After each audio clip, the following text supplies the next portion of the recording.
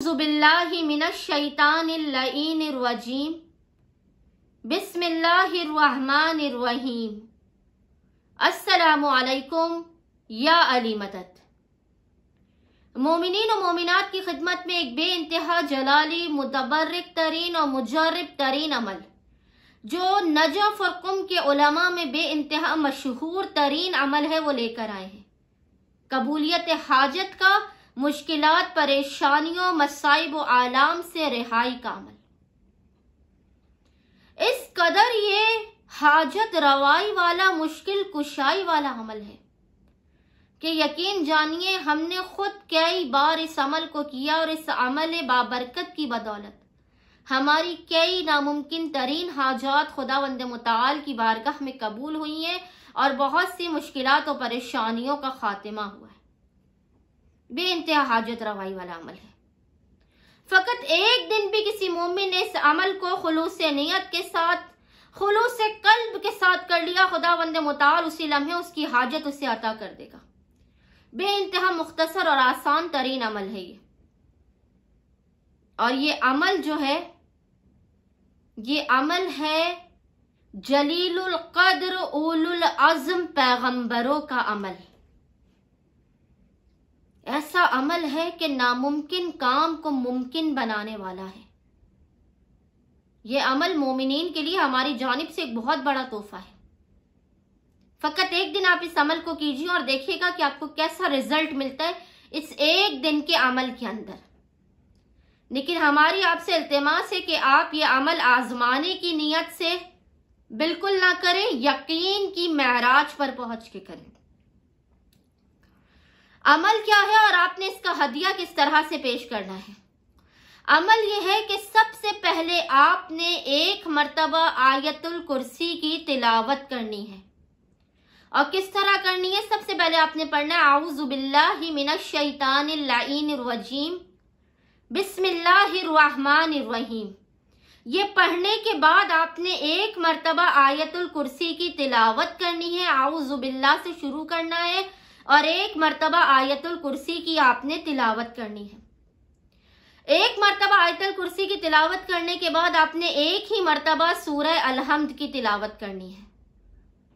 सूरह अल-हम्द की एक बार तिलावत करने के बाद आपने एक मर्तबा सूरह नास की तिलावत करनी है।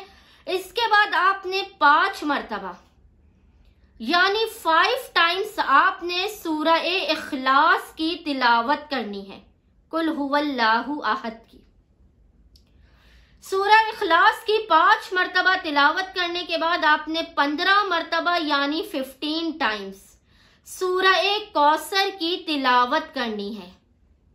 आखिर में आपने एक तस्बीह दुरूद की यानी 100 टाइम्स दुरूद पढ़ना है।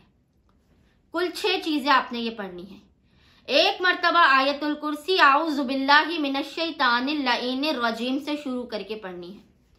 एक मर्तबा सूरह अल-हम्द, एक मर्तबा सूरह नास, 5 मर्तबा सूरह इखलास, 15 मर्तबा सूरह कौसर और एक तस्बीह आपने दुरूद की पढ़नी है। और इन 6 चीजों का हदिया आपने पेश करना है।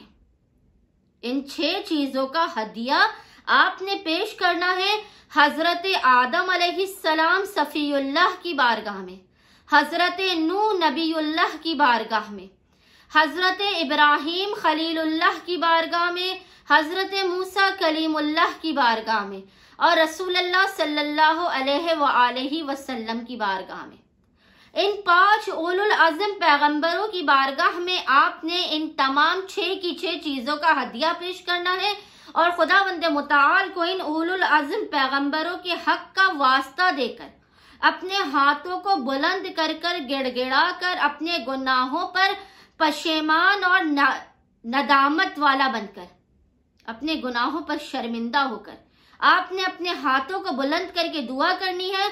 खुदावंद मुताल इन उलुल अज़्म पैगंबरों के हक के तुफैल फकत एक दिन ही के इस अमल से आपकी हाजत को अपनी बारगाह में कबूल व मकबूल कर देगा और आपको इतना बेहतरीन रिजल्ट मिलेगा कि जो आपके वहमो गुमान में भी नहीं होगा कि आपकी हाजत किस तरह से लम्हों में कबूल व मकबूल होगी। उम्मीद करते हैं कि मोमिनीन और मोमिनात अपनी हाजात की कबूलियत के लिए, मुश्किलात और परेशानियों, आफात और बलाओं से निजात के लिए एक दिन के इस उलुल अज़्म पैगंबरों के अमल को लाज़मन करेंगे और हमें अपनी दुआओं में याद रखेंगे। अल्लाहुम्मा सल्ली अला मुहम्मद व आले मुहम्मद व अज्जिल फराजहुम अजमईन।